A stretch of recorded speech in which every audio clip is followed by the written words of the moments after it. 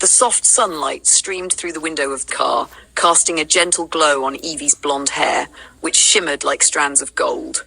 Her green eyes, vibrant and clear, reflected the excitement bubbling inside her. In her early 20s, Evie carried a rare blend of elegance, innocence, and ambition, an effortless beauty wrapped in quiet confidence. She wasn't just another pretty face. She was a dreamer with a purpose. Her heart was set on becoming a global icon in fashion, modeling, and glamour, and today felt like the first step toward that reality. It was a day of both celebration and transition.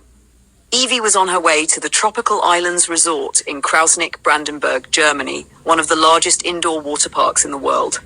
The resort's massive glass dome, warm tropical climate, and sprawling pools promised her a few carefree hours of fun, something she hadn't allowed herself in weeks. With her first modeling contract freshly offered and barely processed in her mind, she wanted this short escape before the industry truly swept her in. She glanced at herself in the rearview mirror and smiled. Her phone buzzed with a video call. It was Mira, her best friend back home, already smiling on screen. "Hey superstar, you on your way?" Mira grinned, sipping on a smoothie. Evie laughed softly, tucking a strand of hair behind her ear. "Yep, almost there. I'm so excited. I haven't been to tropical islands since I was like 15. Mira leaned in, raising an eyebrow. "Excited for the slides or that modeling contract you casually dropped on me yesterday?" Evie blushed, but her eyes sparkled. "Okay, both. But yeah, it's my first real contract. Mira, a full summer swimwear feature, 6 different looks. They even mentioned a potential cover shoot." Mira's jaw dropped. "A cover? Evie, are you serious? That's amazing. Are you freaking out?" Evie gave a sheepish nod. "A little. I mean, it's exciting, but also kind of surreal. What if I don't look confident enough? What if I pose awkwardly?" Mira rolled her eyes lovingly. "Girl, stop. You've got that glow that's rare.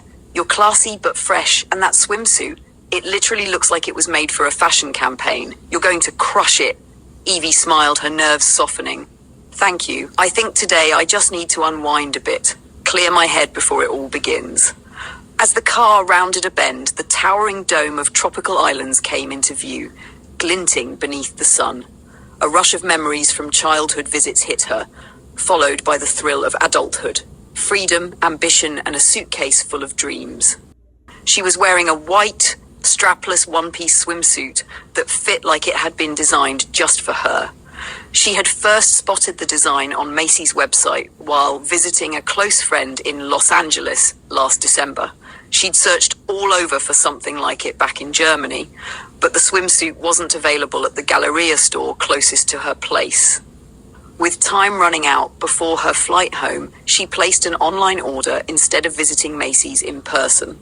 The package arrived at her friend's apartment just hours before her return flight. A lucky last-minute delivery that felt like fate. She'd carefully tucked it into her suitcase that evening, never imagining she'd wear it on such an important day. She took a deep breath and stepped out of the car, the warm air wrapping around her like a welcome hug. And she had lots of fun at the water park, splashing in lagoons, laughing with strangers, and riding slides that brought out her inner child. For a few precious hours, Evie didn't think about cameras, contracts, or cover shoots. She just lived. But in the back of her mind, the path ahead sparkled like sunlight on water. Whether it led to fashion weeks in Paris or magazine spreads across Europe, one thing was certain: Evie was on her way. As Mira's smiling face appeared on the screen, Evie's eyes lit up and her voice warmed with genuine curiosity. "Okay, enough about me," she said with a soft laugh. "Tell me everything that's going on in your life." "Max, you two were so cute last time we spoke. Did you do anything special over the long weekend? Please tell me you got some time to relax, or maybe went somewhere fun with him. And did you two watch anything good lately? I've been totally out of the loop with movies. What's worth watching, and who did you go with?" She paused only for a breath, still leaning close to the screen, genuinely eager. "And how's that new apartment of yours coming along? I know the rent was a bit of a stretch. Are you managing okay? Still at the FedEx store as manager, or has that changed?" Her voice softened, a little more thoughtful now. "And how are your parents doing? Is your mom still volunteering at the shelter? And your sister, how's she settling into her new school? Any plans to go visit them soon?